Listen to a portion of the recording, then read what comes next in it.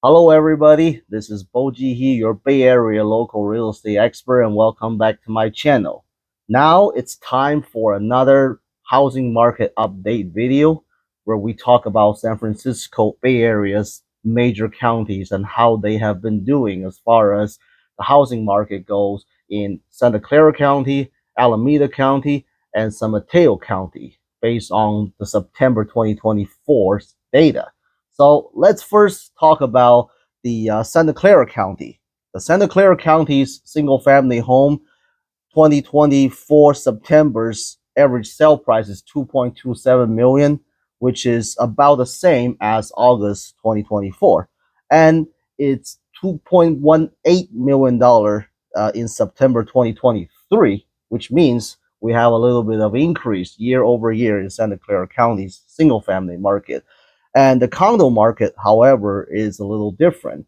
In September 2024, the average sale price is $887,000, and which is about the same in 20 August 2024, and slightly lower compared to September 2023 of $886,000. So the condo market year over year did drop a little bit. Now let's look at San Mateo County's data. For single family home, 2024 September's sale price is $2.28 million average, and it slightly dropped from the previous month's August 2024, which was at $2.4 million. And it's also $2.4 million September 2023, which means the year over year has decreased for the single family home in San Mateo County. And for the condo market there, September 2024 sale price is $864,000, and which is slightly increased compared to the months before August 2024 at 852,000. And the year over year September 2023 was $894,000, which means the condo market in San Mateo County also saw a year over year decrease. And if we look at Alameda County's single family home, September 2024 registered at $1.35 million average sale price, and it's about the same as August 2024, and it's 1.39 million September 2023, which means the year over year is slightly lower, but not so much for the Alameda County's single family home. And for condos in Alameda County, September 2024's average sale price is $689,000, and which is slightly increased compared to the previous month's August 2024 at $677,000. But in terms of year over year, September 2023 condo in Alameda County was selling at $700,000, which means in the condo market, Alameda County's year over year also saw a decrease. So as you can see, the condo market in all three major counties have seen the year over year decrease, but the single family market mostly have seen a pretty steady and slow growth year over year. And a lot of people ask, what would 2025's housing market going to be? And the experts from NAR predicts about 1% growth in 2025, and the Mortgage Bankers Association predicted 2.7% growth, and Fannie Mae at 3% growth. So a lot of these major authorities are predicting a slow, modest home price growth in 2025.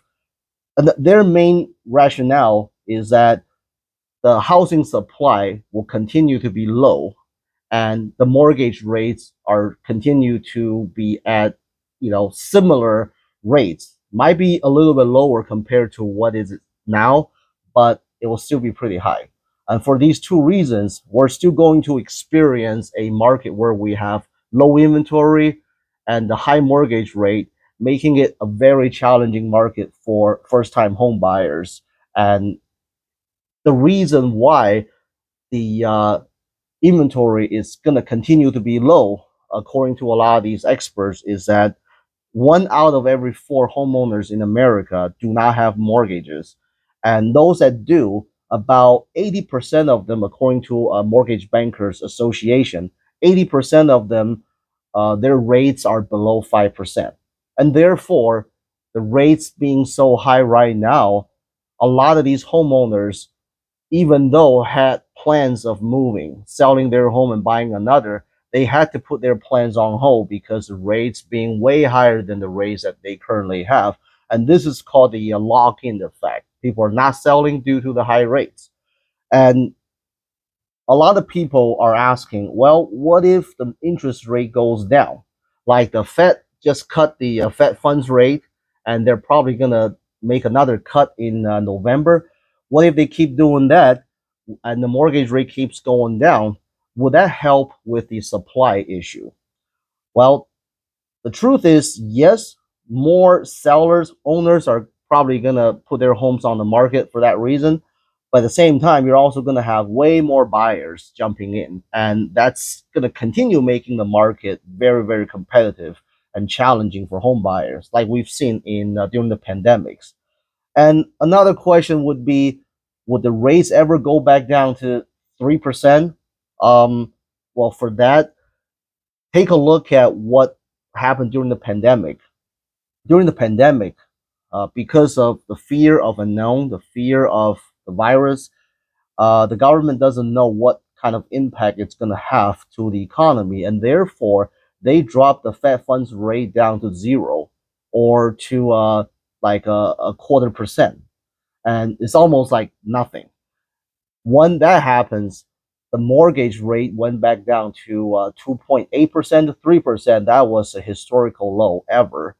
And because of that, a lot of buyers are jumping into the housing market, and it's causing the housing market to have the kind of appreciations that's never been seen before, like almost 3% every month. That was crazy.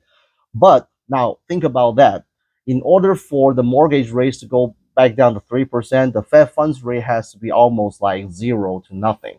But currently, the Fed funds rate is around 5.5 to 5.25%.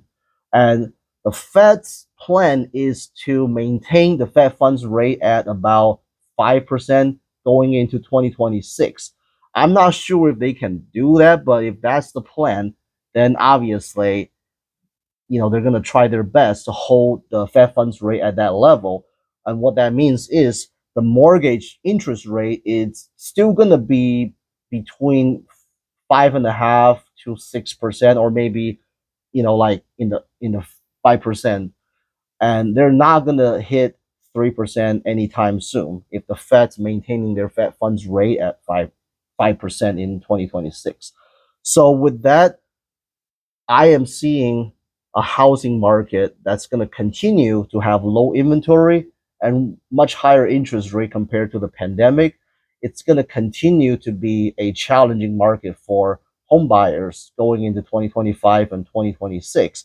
And therefore, my forecast or prediction of next year's market, it's around 2 to 3% appreciation for the single family homes, and for condos, probably staying relatively flat. So that'll be my prediction for the same reason, especially in the Bay Area where we don't have as much land compared to like Texas and Florida. And in all of ours prime locations, we're only developing new condos. We're building new condos, building new townhomes, and that's going to help with condo and townhomes supply, and but not so much for a single family home.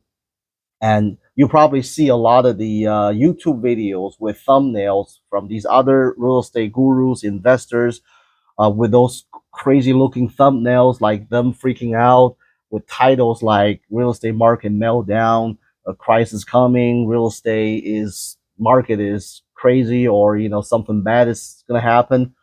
If you watch most of those videos, it's leading you to believe that we're gonna have another housing market price crash based on looking at the thumbnail with people like freaking out.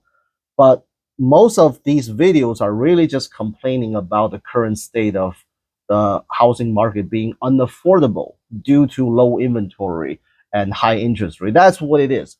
It had nothing to do with price crash. In order for the market to have a price crash, you're going to need a lot of sellers, a lot more sellers than buyers. You're going to need a lot more people foreclosing their homes, and not enough buyers wanting to buy.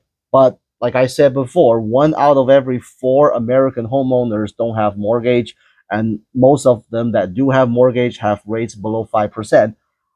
That is not gonna that's not gonna cause a lot of foreclosures, because of that, just because of that situation. So to really solve this problem of having low inventory, the solution really is just to build more homes somehow, and somehow build more homes and different types of homes, create more dwelling units. And again, that would be a different topic, and for a different video.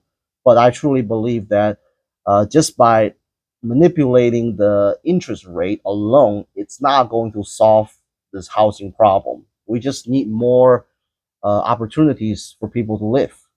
So that's it for this market update video. And if you guys are having questions unanswered about the market, about buying or selling homes in the Bay Area, or real estate in general, feel free to shoot me a message or contact me. I would love to connect and know about your situation and see what I can do to help you. So, all right, that's it for this video, and see you on the next one.